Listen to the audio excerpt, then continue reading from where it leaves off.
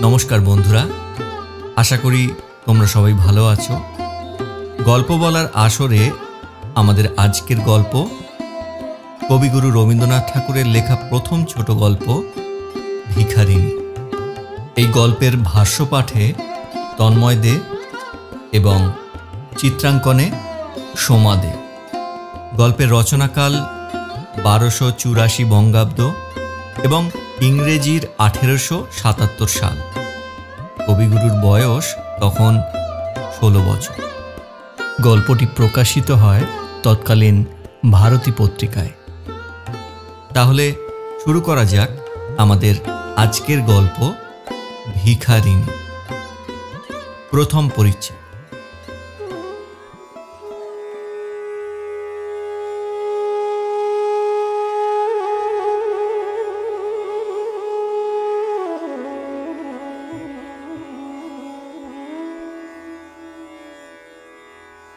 কাশ্মীরের দিগন্তব্যাপী জলস্পর্শী শৈলমালার মধ্যে একটি ক্ষুদ্র গ্রাম আছে।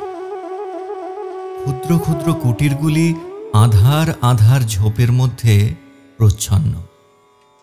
এখানে সেখানে শ্রেণীবদ্ধ বৃক্ষছায়ার মধ্য দিয়া একটি দুইটি শীর্ণকায় চঞ্চল ক্রীড়াশীল নির্ঝর গ্রাম্য কুটিরের চরণ সিক্ত করিয়া ক্ষুদ্র ক্ষুদ্র উপলগুলির ওপর দ্রুত পদক্ষেপ করিয়া এবং বৃক্ষচ্যুত ফুল ও পত্রগুলিকে তরঙ্গে তরঙ্গে উলট পালট করিয়া নিকটস্থ সরোবরে লুটাইয়া পড়িতেছে। দূরব্যাপী নিস্তরঙ্গ সরসী লাজুক উষার রক্তরাগে সূর্যের হেমময় কিরণে সন্ধ্যার স্তর বিন্যস্ত মেঘমালার প্রতিবিম্বে পূর্ণিমার বিগলিত জ্যোৎস্নাধারায় বিভাসিত হইয়া শৈললক্ষ্মীর বিমল দর্পণের ন্যায় সমস্ত দিনরাত্র হাস্য করিতেছে। ঘন বৃক্ষ বেষ্টিত অন্ধকার গ্রামটি শৈলমালার বিজন ক্রোড়ে আধারের অবগুণ্ঠন পড়িয়া পৃথিবীর কোলাহল হইতে একাকী লুকাইয়া আছে। দূরে দূরে হরিৎ শস্যময় ক্ষেত্রে গাভী চড়িতেছে। গ্রাম্য বালিকারা সরসী হইতে জল তুলিতেছে। গ্রামের আধার কুঞ্জে বসিয়া অরণ্যের ম্রিয়মান কবি বউ কথা ক মর্মের বিষণ্ণ গান গাহিতেছে। সমস্ত গ্রামটি যেন একটি কবির স্বপ্ন। এই গ্রামে দুইটি বালক বালিকার বড়ই প্রণয় ছিল। দুইটিতে হাত ধরাধরি করিয়া গ্রাম্যশ্রীর ক্রোড়ে খেলিয়া বেড়াইত। বকুলের কুঞ্জে কুঞ্জে দুইটি অঞ্চল ভরিয়া ফুল তুলিত। শুকতারা আকাশে ডুবিতে না ডুবিতে উষার জলদমালা লোহিত না হইতে হইতেই সরসীর বক্ষে তরঙ্গ তুলিয়া ছিন্ন কমল দুটির ন্যায় পাশাপাশি সাঁতার দিয়া বেড়াইত। নীরব মধ্যাহ্নে স্নিগ্ধ তরু ছায়ায় শৈলের সর্বোচ্চ শিখরে বসিয়া ষোড়শবর্ষীয় অমরসিংহ ধীর মৃদুস্বরে রামায়ণ পাঠ করিত। দুর্দান্ত রাবণ কর্তৃক সীতাহরণ পাঠ করিয়া ক্রোধে জ্বলিয়া উঠিত। দশমবর্ষীয়া কমলদেবী তাহার মুখের পানে স্থির হরিণ নেত্র তুলিয়া নীরবে শুনিত। অশোকবনে সীতার বিলাপ কাহিনী শুনিয়া পক্নরেখা অশ্রুসলিলে সিক্ত করিত। ক্রমে গগনের বিশাল প্রাঙ্গণে তারকার দ্বীপ জ্বলিলে, সন্ধ্যার অন্ধকার অঞ্চলে জোনাকি ফুটিয়া উঠিলে দুইটিতে হাত ধরাধরি করিয়া কুটিরে ফিরিয়া আসিত। কমলদেবী বড় অভিমানিনী ছিল। কেহ তাহাকে কিছু বলিলে সে অমরসিংহের বক্ষে মুখ লুকাইয়া কাঁদিত। অমর তাহাকে সান্ত্বনা দিলে, তাহার অশ্রুজল মুছাইয়া দিলে, আদর করিয়া তাহার অশ্রুসিক্ত কপলে চুম্বন করিলে বালিকার সকল যন্ত্রণা নিভিয়া যাইত।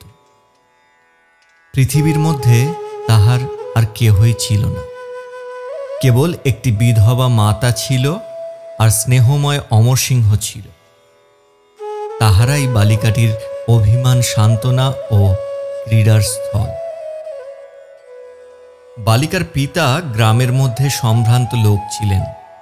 রাজ্যের উচ্চপদস্থ কর্মচারী বলিয়া সকলেই তাহাকে মান্য করিত। সম্পদের ক্রোড়ে লালিত পালিত হইয়া এবং সম্ভ্রমের সুদূর চন্দ্রলোকে অবস্থান করিয়া কমল গ্রামের বালিকাদের সহিত কখনো মিশে নাই। বাল্যকাল হইতে তাহার সাধের সঙ্গী অমরসিংহের সহিত খেলিয়া বেড়াইত। অমরসিংহ সেনাপতি অজিত সিংহের পুত্র। অর্থ নাই, কিন্তু উচ্চ বংশজাত। এই নিমিত্ত কমল ও অমরের বিবাহের সম্বন্ধ হইয়াছে। একবার মোহনলাল নামে একজন ধনীর পুত্রের সহিত কমলের বিবাহের প্রস্তাব হয়, কিন্তু কমলের পিতা তাহার চরিত্র ভালো নয় জানিয়া তাহাতে সম্মত হন না। কমলের পিতার মৃত্যু হইল। ক্রমে তাহার বিষয় সম্পত্তি ধীরে ধীরে নষ্ট হইয়া গেল। ক্রমে তাহার প্রস্তর নির্মিত অট্টালিকাটি আস্তে আস্তে ভাঙিয়া গেল। ক্রমে তাহার পারিবারিক সম্ভ্রম অল্পে অল্পে বিনষ্ট হইল এবং ক্রমে তাহার রাশি রাশি বন্ধু একে একে সরিয়া পড়িল। অনাথা বিধবা জীর্ণ অট্টালিকা ত্যাগ করিয়া একটি ক্ষুদ্র কুটিরে বাস করিলেন। সম্পদের সুখময় স্বর্গ হইতে দারুণ দারিদ্র্যে নিপতিত হইয়া বিধবা অত্যন্ত কষ্ট পাইতেছেন। সম্ভ্রম রক্ষা করিবার উপায় দূরে থাক, জীবন রক্ষারও কোনো সম্বল নাই।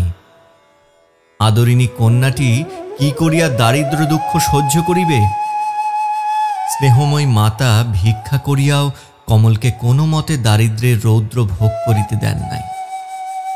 অমরের সহিত কমলের শীঘ্রই বিবাহ হইবে। বিবাহের আর 2-1 সপ্তাহ অবশিষ্ট আছে। অমর গ্রামের পথে বেড়াইতে বেড়াইতে কমলকে তাহার ভবিষ্যৎ জীবনের কত কি সুখের কাহিনী শুনাইত। বড় হইলে দুইজনে ওই শৈলশিখরে কত খেলা খেলিবে, ওই সরসীর জলে কত সাঁতার দিবে, ওই বকুলের কুঞ্জে কত ফুল তুলিবে। চুপি চুপি গম্ভীরভাবে তাহারই পরামর্শ করিত। বালিকা অমরের মুখে তাহাদের ভবিষ্যৎ ক্রীড়ার গল্প শুনিয়া আনন্দে উৎফুল্ল হইয়া বিহবল নেত্রে অমরের মুখের পানে চাহিয়া থাকিত। এইরূপে যখন এই দুইটি বালক বালিকা কল্পনার অস্ফুট জ্যোৎস্নাময় স্বর্গে খেলা করিতেছিল, তখন রাজধানী হইতে সংবাদ আসিল যে রাজ্যের সীমায় যুদ্ধ বাধিয়াছে। সেনানায়ক অজিত সিংহ যুদ্ধে যাইবেন এবং যুদ্ধ শিক্ষা দিবার জন্য তাহার পুত্র অমরসিংহকেও সঙ্গে লইবেন।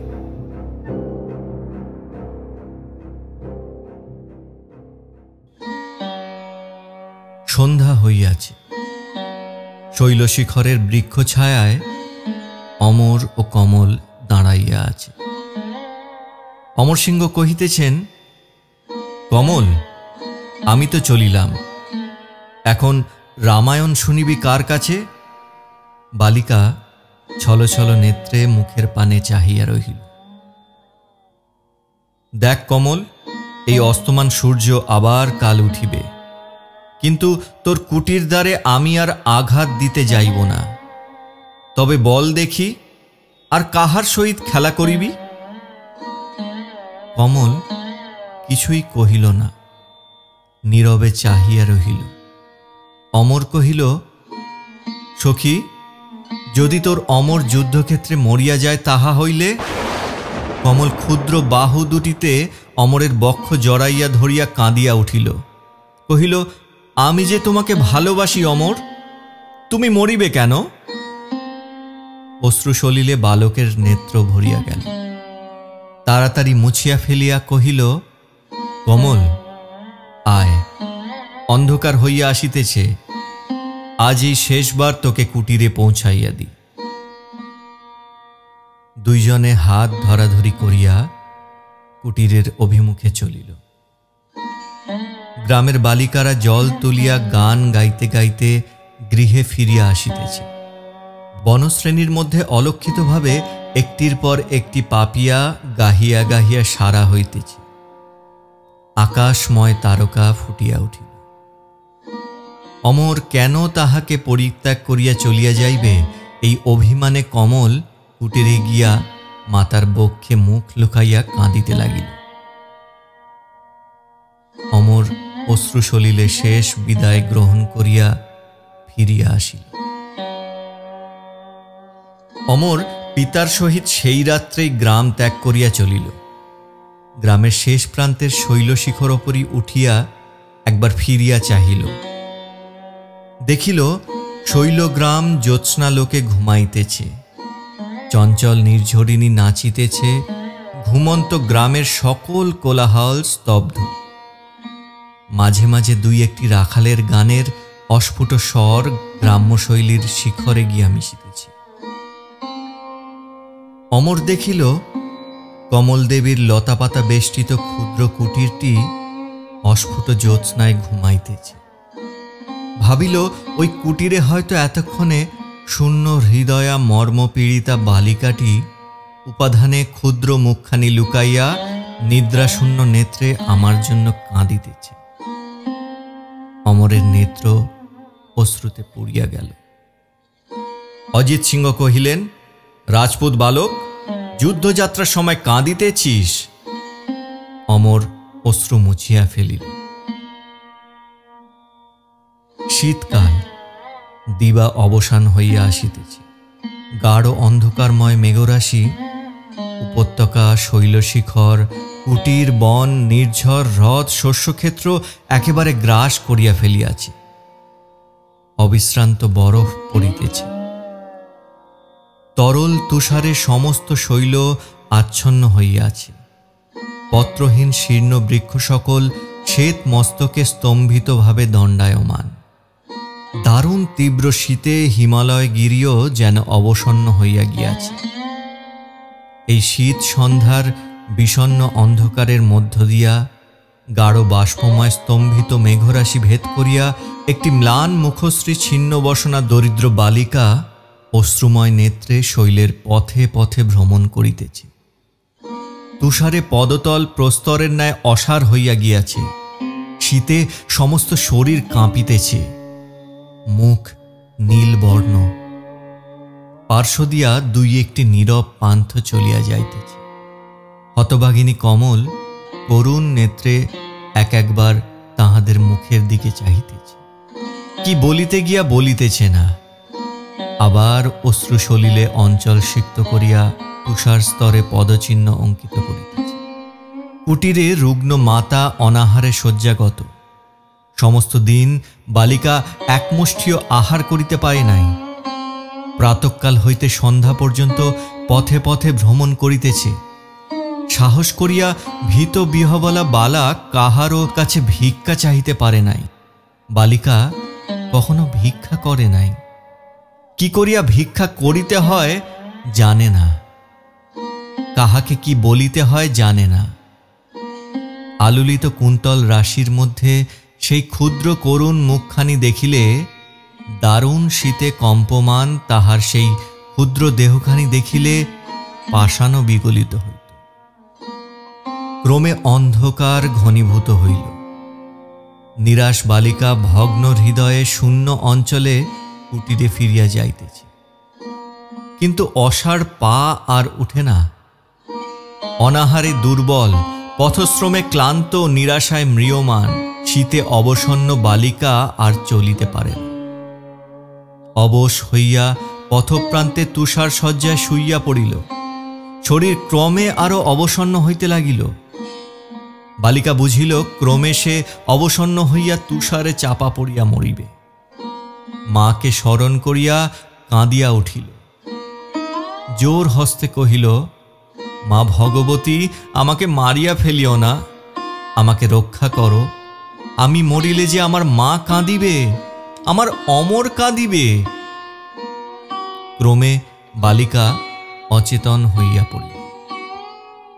কমল আলুলিত কুন্তলে শিথিল অঞ্চলে তুষারে অর্ধমগ্না হইয়া বৃক্ষচ্যুত মলিন ফুলটির মতো পথপ্রান্তে পড়িয়া রহিল। তুষারের উপর তুষার পড়িতে লাগিল। বালিকার বক্ষের উপর তুষারের কণা পড়িতেছে ও গলিতেছে এবং ক্রমে জমিয়া যাইতেছে। এই আঁধার রাত্রিতে একজন পান্থ পথ দিয়া যাইতেছে না। বৃষ্টি পড়িতে লাগিল, রাত্রি বাড়িতে লাগিল, বরফ জমিতে লাগিল। বালিকা একাকিনী শৈলপথে পড়িয়া রহিল। দ্বিতীয় পরিচ্ছেদ। কমলের মাতা ভগ্ন কুটিরে রোগশয্যায় শয়ান। জীর্ণ গৃহ ভেদ করিয়া শীতের বাতাস তীব্র বেগে গৃহে প্রবেশ করিতেছে। বিধবা তৃণশয্যায় শুইয়া থর থর করিয়া কাঁপিতেছেন। গৃহ অন্ধকার, প্রদীপ জ্বালিবার লোক নাই। কমল প্রাতে ভিক্ষা করিতে গিয়াছে, এখনো ফিরিয়া আসে নাই। ব্যাকুল বিধবা প্রত্যেক পদশব্দে কমল আসিতেছে বলিয়া চমকিয়া উঠিতেছে। কমলকে খুঁজিবার জন্য বিধবা কতবার উঠিতে চেষ্টা করিয়াছেন, কিন্তু পারেন না। কত কি আশঙ্কায় আকুল হইয়া মাতা দেবতার নিকট কাতর ক্রন্দনে প্রার্থনা করিয়াছেন। অশ্রুজলে কতবার কহিয়াছেন, আমি হতভাগিনী, আমার মরণ হইল না কেন? কখনো ভিক্ষা করিতে জানে না যে বালিকা, তাহাকেও আজ অনাথার মতো দ্বারের বাইরে দাঁড়াইতে হইল। ক্ষুদ্র বালিকা অধিক দূর চলিতে পারে না, সে এই অন্ধকারে তুষার বৃষ্টিতে কি করিয়া বাঁচিবে? উঠিতে পারে না, অথচ কমলকে দেখিতে পাইতেছেন। বিধবা বক্ষে করাঘাত করিয়া অধীরভাবে কাঁদিতে লাগিলেন। দুই একজন প্রতিবাসী বিধবাকে দেখিতে আসিয়াছিল। বিধবা তাহাদের চরণ জড়াইয়া ধরিয়া সজল নয়নে কাতরভাবে মিনতি করিলেন, আমার পথহারা কমল কোথায় কোথায় ঘুরিয়া বেড়াইতেছে, একবার তাহাকে খুঁজিতে যাও। তাহারা বলিল, এই তুষারে অন্ধকারে আমরা ঘরের বাহিরে যাইতে পারি না। বিধবা কাঁদিয়া কহিলেন, একবার যাও, আমি অনাথ, দরিদ্র, অর্থ নাই, তোমাদের কি দিব বলো? ক্ষুদ্র বালিকা, সে পথ চিনে না, আজ সমস্ত দিন কিছু খায় নাই, তাহাকে মাতার ক্রোড়ে আনিয়া দাও, ঈশ্বর তোমাদের মঙ্গল করিবেন। কেহ শুনিল না। সে বৃষ্টি বজ্রে কে বাহির হইবে? সকলেই নিজ নিজ গৃহে ফিরিয়া গেল। ক্রমে রাত্রি বাড়িতে লাগিল। কাঁদিয়া কাঁদিয়া দুর্বল বিধবা ক্লান্ত হইয়া গিয়াছেন। নির্জীবভাবে শয্যায় পড়িয়া আছেন। এমন সময় বাহিরে পদশব্দ শোনা গেল। বিধবা চকিত নেত্রে দ্বারের দিকে চাহিয়া ক্ষীণ স্বরে কহিলেন, কমল, মা আইলি? একজন বাহির হইতে রুক্ষ স্বরে জিজ্ঞাসা করিল, ঘরে কে আছে? গৃহ হইতে কমলের মাতা উত্তর দিলেন। সে শাখাদীপ হস্তে গৃহে প্রবেশ করিল এবং কমলের মাতাকে কি কহিল শুনিবা মাত্র বিধবা চিৎকার করিয়া মূর্ছিত হইয়া পড়িলেন। তৃতীয় পরিচ্ছেদ। একদিকে তুষার ক্লিষ্ট কমল ক্রমে ক্রমে চেতন লাভ করিল। চক্ষু মেলিয়া চাহিল, দেখিল একটি প্রকাণ্ড গুহা, ইতস্তত বৃহৎ শিলাখণ্ড বিক্ষিপ্ত হইয়া আছে। গাঢ় ধূম্র মেঘে গুহা পূর্ণ। সেই মেঘের অন্ধকার ভেদ করিয়া শাখাদ্বীপের আলোকদীপ্ত কতকগুলি কঠোর শ্মশ্রুপূর্ণ মুখ কমলের মুখের দিকে চাহিয়া আছে। প্রাচীরে কুঠার, কৃপান প্রভৃতি নানাবিধ অস্ত্র লম্বিত আছে। কতকগুলি সামান্য গার্হস্থ্য উপকরণ ইতস্তত বিক্ষিপ্ত। বালিকা সভয়ে চক্ষু নিমীলিত করিল, আবার চক্ষু মেলিয়া চাহিল। একজন তাহাকে জিজ্ঞাসা করিল, কে তুমি? বালিকা উত্তর দিতে পারিল না। বালিকার বাহু ধরিয়া সবেগে নাড়াইয়া আবার জিজ্ঞাসা করিল, কে তুই? কমল ভীতি কম্পিত মৃদু স্বরে কহিল, আমি কমল। সে মনে করিয়াছিল এই উত্তরেই তাহারা তাহার সমস্ত পরিচয় পাইবে। একজন জিজ্ঞাসা করিল, আজ সন্ধ্যার দুর্যোগের সময় পথে ভ্রমণ করিতেছিলে কেন? বালিকা আর থাকিতে পারিল না, কাঁদিয়া উঠিল। অশ্রুরুদ্ধ কণ্ঠে কহিল, আজ আমার মা সমস্ত দিন আহার করিতে পান নাই। সকলে হাসিয়া উঠিল। তাহাদের নিষ্ঠুর অট্টহাস্যে গুহা প্রতিধ্বনিত হইল। বালিকার মুখের কথা মুখেই রহিয়া গেল। কমল সভয়ে চক্ষু মুদ্রিত করিল। দস্যুদের হাস্য বজ্রধ্বনির ন্যায় বালিকার বক্ষে গিয়া বাজিল। সে সভয়ে কাঁদিয়া উঠিয়া কহিল, আমাকে আমার মায়ের কাছে লইয়া যাও। আবার সকলে মিলিয়া হাসিয়া উঠিল। ক্রমে তাহারা কমলের নিকট হইতে তাহার বাসস্থান, পিতামাতার নাম প্রভৃতি জানিয়া লইল। অবশেষে একজন কহিল, আমরা দস্যু, তুই আমাদের বন্দিনী। তোর মাতার নিকট বলিয়া পাঠাইতেছি, সে যদি নির্ধারিত অর্থ নির্দিষ্ট সময়ের মধ্যে না দেয় তবে তোকে মারিয়া ফেলিব। কমল কাঁদিয়া কহিল, আমার মা অর্থ কোথায় পাইবেন? তিনি অতি দরিদ্র, তাহার আর কেহ নাই। আমাকে মারিও না, আমাকে মারিও না, আমি কাহারও কিছু করি নাই। আবার সকলে হাসিয়া উঠিল। কমলের মাতার নিকটে একজন দূত প্রেরিত হইল। সে গিয়া কহিল, তোমার কন্যা বন্দিনী হইয়াছে। আজ হইতে 3য় দিবসে আমি আসিব। যদি 500 মুদ্রা দিতে পারো তবে মুক্ত করিয়া দিব, নচেত তোমার কন্যা নিশ্চিত হত হইবে। এই সংবাদ শুনিয়াই কমলের মাতা মূর্ছিত হইয়া পড়েন। দরিদ্র বিধবা অর্থ পাইবেন কোথায়? একে একে সমস্ত দ্রব্য বিক্রয় করিয়া ফেলিলেন। বিবাহ হইলে কমলকে দিবেন বলিয়া কতকগুলি অলঙ্কার রাখিয়া দিয়াছিলেন, সেগুলি বিক্রয় করিলেন। তথাপি নির্দিষ্ট অংশের 1/4 হইল না, আর কিছুই নাই। অবশেষে বক্ষের বস্ত্র মোচন করিলেন। সেখানে তাহার মৃত স্বামীর একটি অঙ্গুরীয়ক রাখিয়া দিয়াছিলেন। মনে করিয়াছিলেন, সুখ হোক, দুঃখ হোক, দারিদ্রই বা হোক, কখনো সেটি ত্যাগ করিবেন না। চিরকাল বক্ষের মধ্যে লুকাইয়া রাখিবেন। মনে করিয়াছিলেন এই অঙ্গুরীয়কটি তাহার চিতানলের সঙ্গী হইবে, কিন্তু অশ্রুময় নেত্রে তাহাও বাহির করিলেন।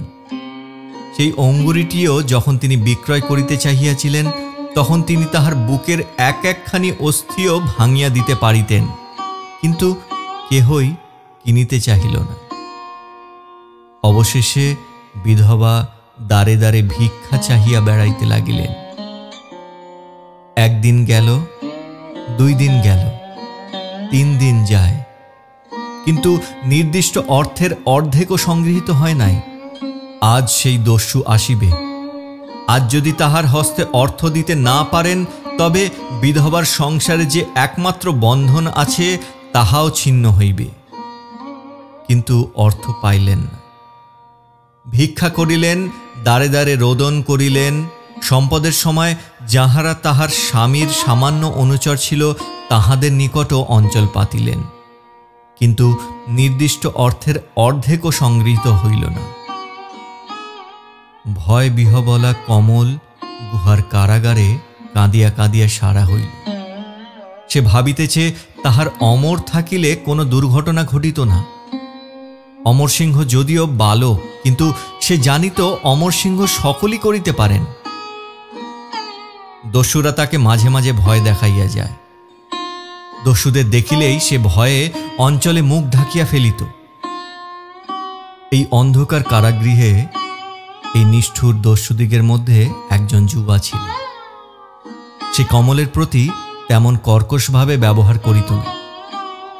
সে ব্যাকুল বালিকাকে স্নেহের সহিত কত কি জিজ্ঞাসা করিত, কিন্তু কমল ভয়ে কোনো কথারই উত্তর দিত না। দস্যু কাছে সরিয়া বসিলে সে ভয়ে আড়ষ্ট হইয়া যাইত। ওই যুবাটি দস্যুপতির পুত্র। সে একবার কমলকে জিজ্ঞাসা করিয়াছিল যে, দস্যুর সহিত বিবাহ করিতে কি তাহার কোনো আপত্তি আছে, এবং মাঝে মাঝে প্রলোভন দেখাইত যে, যদি কমল তাহাকে বিবাহ করে তবে সে তাহাকে মৃত্যুমুখ হইতে রক্ষা করিবে। কিন্তু ভীরু কমল কোনো কথারই উত্তর দিত না। 1 দিন গেল ও 2 দিন গেল। বালিকা সভয়ে দেখিল দস্যুরা মদ্যপান করিয়া ছুরিকা শানাইতেছে। এদিকে বিধবার গৃহে দস্যুদের দূত প্রবেশ করিল। বিধবাকে জিজ্ঞাসা করিল, অর্থ কোথায়? বিধবা ভিক্ষা করিয়া যাহা কিছু অর্থ সংগ্রহ করিয়াছিলেন সকলই দস্যুর পদতলে রাখিয়া কহিলেন, আমার আর কিছু নাই, যাহা কিছু সকলই দিলাম, এখন তোমাদের কাছে ভিক্ষা চাইতেছি, আমার কমলকে আনিয়া দেও। দস্যু সে মুদ্রাগুলি সক্রোধে ছড়াইয়া ফেলিল, কহিল, মিথ্যা প্রতারণা করিয়া পার পাইবি না, নির্দিষ্ট অর্থ না দিলে নিশ্চয়ই আজই তোর কন্যা হত হইবে। তবে চলিলাম, আমাদের দলপতিকে বলিয়া আসি যে নির্দিষ্ট অর্থ পাইবে না, তবে এখন নরশনিতে মহাকালীর পুজোতেও। বিধবা কত মিনতি করিলেন, কত কাঁদিলেন, কিছুতেই দস্যুর পাষাণ হৃদয় গলাইতে পারিলেন। দস্যু গমনোদ্যত হইলে কহিলেন, যাইও না, আরেকটু অপেক্ষা করো, আমি আরেকবার চেষ্টা করিয়া দেখি। এই বলিয়া বাহির হইয়া গেল।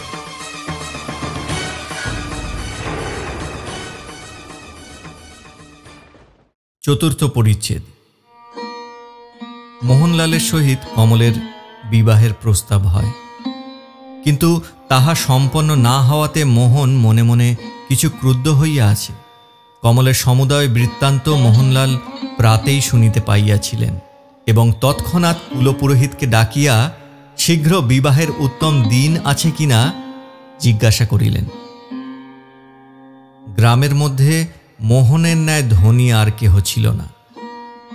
আকুল বিধবা অবশেষে তাহার বাটিতে আসিয়া উপস্থিত হইলেন।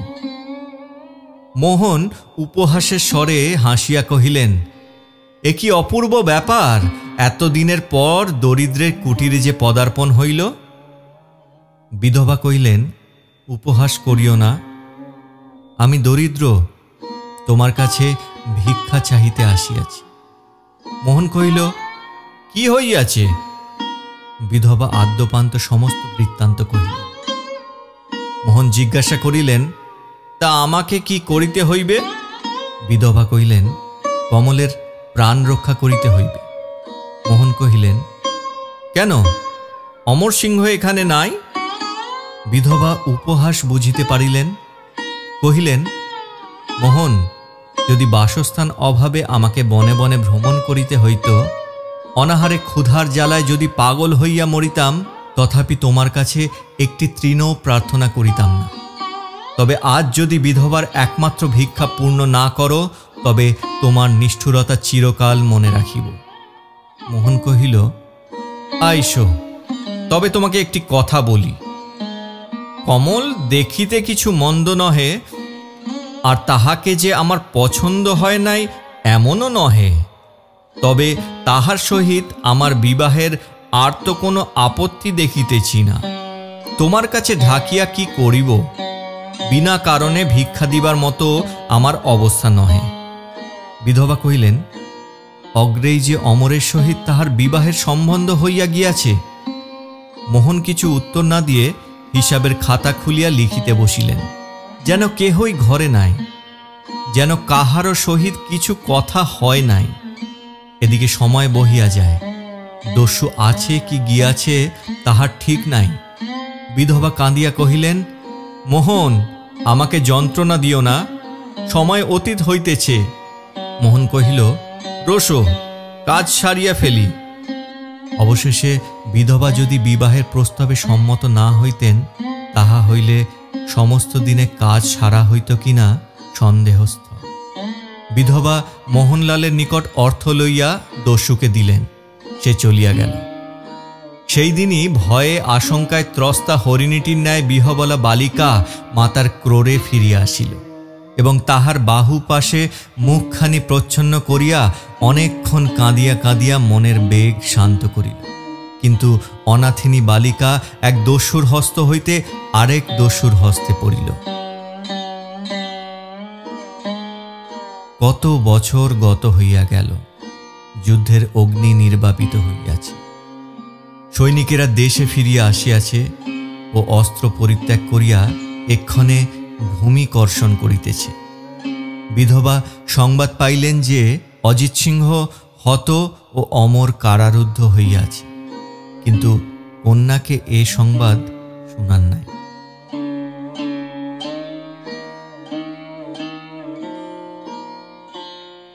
মোহনের সহিত বালিকার বিবাহ হইয়া গেল।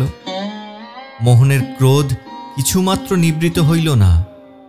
তাহার প্রতিহিংসা প্রবৃত্তি বিবাহ করিয়াই তৃপ্ত হয় নাই। সে নির্দোষী অবালা বালার প্রতি অনর্থক পীড়ন করিত। কমল মাতৃক্রোড়ের স্নিগ্ধ ছায়া হইতে এই নিষ্ঠুর কারাগৃহে আসিয়া অত্যন্ত কষ্ট পাইতেছে। অভাগিনী কাঁদিতেও পায় না। বিন্দুমাত্র অশ্রু নেত্রে দেখা দিলে মোহনের ভৎসনার ভয়ে ত্রস্ত হইয়া মুছিয়া ফেলিত।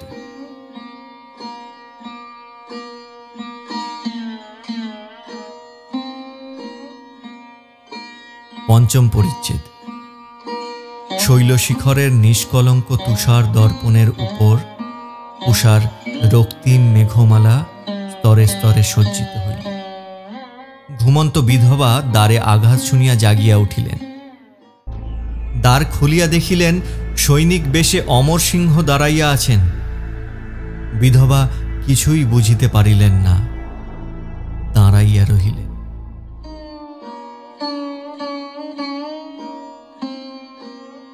অমর তাড়াতাড়ি জিজ্ঞাসা করিলেন, কমল, কমল কোথায়? শুনিলেন স্বামীর আলয়। মুহূর্তের জন্য স্তম্ভিত হইয়া রহিলেন। তিনি কত কি আশা করিয়াছিলেন, ভাবিয়াছিলেন কত দিনের পর দেশে ফিরিয়া যাইতেছেন, যুদ্ধের উন্মত্ত ঝটিকা হইতে প্রণয়ের শান্তিময় স্নিগ্ধ নীড়ে ঘুমাইতে যাইতেছেন। তিনি যখন অতর্কিতভাবে দ্বারে গিয়া দাঁড়াইবেন, তখন হর্ষবিহবলা কমল ছুটিয়া গিয়া তাহার বক্ষে ঝাঁপাইয়া পড়িবে। বাল্যকালের সুখময় স্থান সেই শৈলশিখরের উপর বসিয়া কমলকে যুদ্ধ গৌরবের কথা শুনাইবেন। অবশেষে কমলের সহিত বিবাহসূত্রে আবদ্ধ হইয়া প্রণয়ের কুসুম কুঞ্জে সমস্ত জীবন সুখের স্বপ্নে কাটাইবেন। এমন সুখের কল্পনায় যে কঠোর বজ্র পড়িল, তাহাতে তিনি দারুণ অভিভূত হইয়া পড়িলেন। কিন্তু মনে তাহার যতই তোলপাড় হইয়াছিল, প্রশান্ত মুখশ্রীতে একটিমাত্র রেখাও পড়ে নাই। মোহন কমলকে তাহার মাতৃআলয়ে রাখিয়া বিদেশে চলিয়া গেলেন। 15 বর্ষ বয়সে কমল পুষ্পকলিকাটি ফুটিয়া উঠিল। ইহার মধ্যে কমল একদিন বকুল বনে মালা গাঁথিতে গিয়াছিল, কিন্তু পারে নাই। দূর হইতে শূন্য মনে ফিরিয়া আসিয়াছিল। আরেকদিন সে বাল্যকালের খেলনাগুলি বাহির করিয়াছিল, আর খেলিতে পারিল না। নিরাশার নিঃশ্বাস ফেলিয়া সেগুলি তুলিয়া রাখিল। অবলা ভাবিয়াছিল যে অমর যদি ফিরিয়া আসে, তবে আবার দুইজনে মালা গাঁথিবে, আবার দুইজনে খেলা করিবে। কতকাল তাহার বাল্যসখা অমরকে দেখিতে পায় নাই। মর্মপীড়িতা কমল এক একবার যন্ত্রণায় অস্থির হইয়া উঠিত। এক একদিন রাত্রিকালে গৃহে কমলকে কেহ দেখিতে পাইত না। কমল কোথায় হারাইয়া গিয়াছে। খুঁজিয়া খুঁজিয়া অবশেষে তাহার বাল্যের ক্রীড়াস্থল সেই শৈলশিখরের উপর গিয়া দেখিত। ম্লান বদনা বালিকা অসংখ্য তারা খচিত অনন্ত আকাশের পানে নেত্র পাতিয়া আলুলিত কেশে শুইয়া আছে। কমল মাতার জন্য অমরের জন্য কাঁদিত বলিয়া মোহন বড়ই রুষ্ট হইয়াছিল এবং তাহাকে মাতৃআলয়ে পাঠাইয়া ভাবিয়াছিল যে দিন কতক অর্থাভাবে কষ্ট পাক, তাহার পরে দেখিব কে কাহার জন্য কাঁদিতে পারে। মাতৃভবনে কমল লুকাইয়া কাঁদে। নিশীথ বায়ুতে তার কত বিষাদের নিঃশ্বাস মিশাইয়া গিয়াছে। বিজন শয্যায় সে যে কত অশ্রুবারি মিশাইয়াছে, তাহার মাতা একদিনও জানিতে পারেন নাই। একদিন কমল হঠাৎ শুনিল তাহার অমর দেশে ফিরিয়া আসিয়াছে। তাহার কতদিনকার কত কি ভাব উথলিয়া উঠিল। অমর সিংহের বাল্যকালের মুখখানি মনে পড়িল। দারুণ যন্ত্রণায় কমল কতক্ষণ কাঁদিল। অবশেষে অমরের সহিত সাক্ষাৎ করিবার নিমিত্ত বাহির হইল। সেই শৈলশিখরের উপরে সেই বকুল তরুচ্ছায়ায় মর্মাহত অমর বসিয়া আছেন। এক একটি করিয়া ছেলেবেলাকার সকল কথা মনে পড়িতে লাগিল। কত জ্যোৎস্না রাত্রি, কত অন্ধকার সন্ধ্যা, কত বিমল উষা অস্ফুট স্বপ্নের মতো তাহার মনে একে একে জাগিতে লাগিল। সেই বাল্যকালের সহিত তাহারা ভবিষ্যৎ জীবনের অন্ধকারময় মরুভূমির তুলনা করিয়া দেখিলেন। সঙ্গী নাই, সহায় নাই, আশ্রয় নাই, কেহ ডাকিয়া জিজ্ঞাসা করিবে না, কেহ তাহার মর্মের দুঃখ শুনিয়া মমতা প্রকাশ করিবে না। অনন্ত আকাশে কক্ষচ্ছিন্ন জ্বলন্ত ধূমকেতুর ন্যায়, তরঙ্গাকুল অসীম সমুদ্রের মধ্যে ঝটিকা তাড়িত একটি ভগ্ন ক্ষুদ্র তরণীর ন্যায় একাকী নীরব সংসারে উদাস হইয়া বেড়াইবে। ক্রমে দূর গ্রামের কোলাহলের অস্ফুট ধ্বনি থামিয়া গেল। নিশীথের বায়ু আধার বকুলকুঞ্জের পত্র মর্মরিত করিয়া বিষাদের গম্ভীর গান গাহিল। অমর গাঢ় অন্ধকারের মধ্যে শৈলের সমুচ্চ শিখরে একাকী বসিয়া দূর নির্ঝরের মৃদু বিষণ্ণ ধ্বনি নিরাশ হৃদয়ের দীর্ঘশ্বাসের ন্যায় সমীরণের হু হু শব্দ এবং নিশীথের মর্মভেদী এক তানবাহী যে গম্ভীর ধ্বনি আছে তাহাই শুনিতেছিলেন। তিনি দেখিতেছিলেন অন্ধকারের সমুদ্রতলে সমস্ত জগৎ ডুবিয়া গিয়াছে। দূর শ্মশান ক্ষেত্রে দুই একটি চিতানল জ্বলিতেছে। দিগন্ত হইতে দিগন্ত পর্যন্ত নিরন্ধ্র স্তম্ভিত মেঘে আকাশ অন্ধকার। সহসা শুনিলেন উচ্ছ্বসিত স্বরে কে কহিল, ভাই অমর। এই অমৃতময় স্নেহময় স্বপ্নময় স্বর শুনিয়া তাহার স্মৃতির সমুদ্র আলোড়িত হইয়া উঠিল। ফিরিয়া দেখিলেন কমল। মুহূর্তের মধ্যে নিকটে আসিয়া বাহু পাশে তাহার গলদেশ বেষ্টন করিয়া স্কন্ধে মস্তক রাখিয়া কহিল, ভাই অমর। অচল হৃদয় অমরও অন্ধকারে অশ্রু বিসর্জন করিলেন। আবার সহসা চকিতের ন্যায় দূরে সরিয়া গেলেন। কমল অমরকে কত কি কথা বলিল। অমর কমলকে দুই একটি উত্তর দিলেন। সরলা আসিবার সময় যেরূপ উৎফুল্ল হৃদয়ে হাসিতে হাসিতে আসিয়াছিল, যাইবার সময় সেইরূপ ম্রিয়মান হইয়া কাঁদিতে কাঁদিতে চলিয়া গেল। কমল ভাবিয়াছিল যে ছেলেবেলাকার অমর ফিরিয়া আসিয়াছে, আর আমি সেই ছেলেবেলাকার কমল কাল হইতে আবার খেলা করিতে আরম্ভ করি। যদিও অমর মর্মের গভীর তলে সাংঘাতিক আহত হইয়াছিলেন, তথাপি তিনি কমলের উপর কিছুই ক্রুদ্ধ হন নাই বা অভিমান করেন নাই। তাহার জন্য বিবাহিত বালিকার কর্তব্যকর্মে বাধা না পড়ে এই নিমিত্ত তিনি তাহার পরদিন কোথায় যে চলিয়া গেলেন তাহা কেহই স্থির করিতে পারিল না।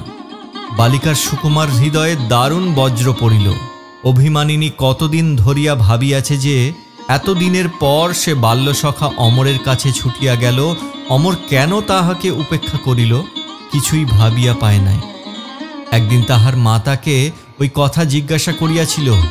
মাতা তাহাকে বুঝাইয়া দিয়াছিলেন যে কিছুকাল রাজসভার আড়ম্বর রাশির মধ্যে থাকিয়া সেনাপতি অমর সিংহ পর্ণকুটিরবাসিনী ভিখারিণী ক্ষুদ্র বালিকাটিকে ভুলিয়া যাইবেন, তাহাতে অসম্ভব কি আছে। এই কথায় দরিদ্র বালিকাটির অন্তরতম দেশে শেল বিঁধিয়াছিল। অমরসিংহ তাহার প্রতি নিষ্ঠুর আচরণ করিল মনে করিয়া কমল কষ্ট পায় নাই। হতভাগিনী ভাবিত, আমি দরিদ্র, আমার কিছুই নাই, আমার কেহই নাই, আমি বুদ্ধিহীনা ক্ষুদ্র বালিকা, তাহার চরণ রেণুরও যোগ্য নহি। তবে তাহাকে ভাই বলিব কোন অধিকারে, তাহাকে ভালোবাসিব কোন অধিকারে? আমি দরিদ্র কমল, আমি কে যে তাহার স্নেহ প্রার্থনা করিব? সমস্ত রাত্রি কাঁদিয়া কাটিয়া যায়। প্রভাত হইলেই সেই শৈলশিখরে উঠিয়া ম্রিয়মান বালিকা কত কি ভাবিতে থাকে। তাহার মর্মের নিভৃত তলে যে বাণ বিদ্ধ হইয়াছিল তাহা যদিও সেই মর্মেই লুকাইয়া রাখিয়াছিল, পৃথিবীর কাহাকেও দেখায় নাই। তথাপি ওই মর্মে লুকায়িত বাণ ধীরে ধীরে তাহার হৃদয়ের শোণিত ক্ষয় করিতে লাগিল। বালিকা আর কাহারও সহিত কথা কইত না, মৌন হইয়া সমস্ত দিন সমস্ত রাত্রি ভাবিত, কাহারও সহিত মিশিত না, হাসিত না, কাঁদিত না। এক একদিন সন্ধ্যা হইলেও দেখা যাইত পথপ্রান্তের বৃক্ষতলে মলিন ছিন্ন অঞ্চলে মুখ ঝাঁপিয়া দীনহীন কমল বসিয়া আছে। বালিকা ক্রমে দুর্বল ক্ষীণ হইয়া আসিতে লাগিল। আর উঠিতে পারে না, বাতায়নে একাকী বসিয়া থাকিত। দেখিত দূর শৈলশিখরের উপর বকুলপত্র বায়ু ভরে কাঁপিতেছে। দেখিত রাখালেরা সন্ধ্যার সময় উদাস ভাবোদ্দীপক সুরে মৃদু মৃদু গান করিতে করিতে গৃহে ফিরিয়া আসিতেছে। বিধবা অনেক চেষ্টা করিয়াও বালিকার কষ্টের কারণ বুঝিতে পারেন নাই এবং তাহার রোগের প্রতিকার করিতেও পারেন নাই। কমল নিজেই বুঝিতে পারিত যে সে মৃত্যুর পথে অগ্রসর হইতেছে। তাহার আর কোনো বাসনা ছিল না, কেবল দেবতার কাছে প্রার্থনা করিত যে মরিবার সময় যেন অমরকে দেখিতে পায়। কমলের পীড়া গুরুতর হইল, মূর্ছার পর মূর্ছা হইতে লাগিল। শিয়রে বিধবা নীরব। কমলের গ্রাম্য সঙ্গিনী বালিকারা চারিধার ঘিরিয়া দাঁড়াইয়া আছে। দরিদ্র বিধবার অর্থ নাই যে চিকিৎসার ব্যয়ভার বহন করিতে পারেন। মোহন দেশে নাই এবং দেশে থাকিলেও তাহার নিকট হইতে কিছু আশা করিতে পারিতেন না। তিনি দিবারাত্রি পরিশ্রম করিয়া সর্বস্ব বিক্রয় করিয়া কমলের পথ্যাদি যোগাইতেন। চিকিৎসকদের দ্বারে দ্বারে ভ্রমণ করিয়া ভিক্ষা চাহিতেন যে তাহারা কমলকে একবার দেখিতে আসুক। অনেক মিনতিতে চিকিৎসক কমলকে আজ রাত্রে দেখিতে আসিবে বলিয়া স্বীকৃত হইয়াছে। অন্ধকার রাত্রের তারাগুলি ঘোর নিবিড় মেঘে ডুবিয়া গিয়াছে। বজ্রের ঘোরতর গর্জন শৈলের প্রত্যেক গুহায় গুহায় প্রতিধ্বনিত হইতেছে এবং অবিরল বিদ্যুতের তীক্ষ্ণ চকিত ছটা শৈলের প্রত্যেক শৃঙ্গে শৃঙ্গে আঘাত করিতেছে। মুষলধারায় বৃষ্টি পড়িতেছে, প্রচণ্ড বেগে ঝটিকা বহিতেছে। শৈলবাসীরা অনেক দিন এইরূপ ঝড় দেখেন নাই। দরিদ্র বিধবার ক্ষুদ্র কুটির টলমল করিতেছে। জীর্ণ চাল ভেদ করিয়া বৃষ্টির ধারা গৃহে প্রবাহিত হইতেছে এবং গৃহপার্শ্বে নিষ্প্রভ প্রদীপ শিখা ইতস্তত কাঁপিতেছে। বিধবা এই ঝড়ে চিকিৎসকের আসিবার আশা পরিত্যাগ করিয়াছে। হতভাগিনী নিরাশ হৃদয়ে নিরাশাব্যঞ্জক স্থির দৃষ্টিতে কমলের মুখের পানে চাহিয়া আছেন ও প্রত্যেক শব্দে চিকিৎসকের আশায় চকিত হইয়া দ্বারের দিকে চাহিতেছে। একবার কমলের মূর্ছা ভাঙিল, মূর্ছা ভাঙিয়া মাতার মুখের দিকে চাহিল। অনেক দিনের পর কমলের চক্ষে জল দেখা দিল। বিধবা কাঁদিতে লাগিল। বালিকারাও কাঁদিয়া উঠিল। সহসা অশ্বের পদধ্বনি শোনা গেল। বিধবা শশব্যস্তে উঠিয়া কহিলেন, চিকিৎসক আসিয়াছেন। দ্বার উদ্ঘাটিত হইলে চিকিৎসক গৃহে প্রবেশ করিলেন। তাহার আপাদমস্তক বসনে আবৃত। বৃষ্টিধারায় সিক্ত বসন হইতে বারিবিন্দু ঝরিয়া পড়িতেছে। চিকিৎসক বালিকার তৃণশয্যার সম্মুখে গিয়া দাঁড়াইল। অবশ বিষাদময় নেত্র চিকিৎসকের মুখের পানে তুলিয়া কমল দেখিল সে চিকিৎসক নয়, সে সেই সৌম্য গম্ভীর মূর্তি অমর সিংহ। বিহবলা বালিকা প্রেমপূর্ণ দৃষ্টিতে তাহার মুখের দিকে চাহিয়া রইল। বিশাল নেত্র ভরিয়া অশ্রু গড়াইয়া পড়িল এবং প্রশান্ত হাস্যে কমলের বিবর্ণ মুখশ্রী উজ্জ্বল হইয়া উঠিল। কিন্তু এই রুগ্ন শরীরে অত আহ্লাদ সহিল না। ধীরে ধীরে অশ্রুসিক্ত নেত্র মিলিত হইয়া গেল। ধীরে ধীরে বক্ষের কম্পন থামিয়া গেল। ধীরে ধীরে প্রদীপ নিভিয়া গেল। শোক বিহবলা সঙ্গিনীরা বসনের উপর ফুল ছড়াইয়া দিল। অশ্রুহীন নেত্রে দীর্ঘশ্বাস শূন্য বক্ষে অন্ধকারময় হৃদয়ে অমরসিংহ ছুটিয়া বাহির হইয়া গেলেন। শোক বিহবলা বিধবা সেই দিন অবধি পাগলিনী হইয়া ভিক্ষা করিয়া বেড়াইতেন এবং সন্ধ্যা হইলে প্রত্যহ সেই ভগ্নাবশিষ্ট কুটিরে একাকিনী বসিয়া কাঁদিতেন।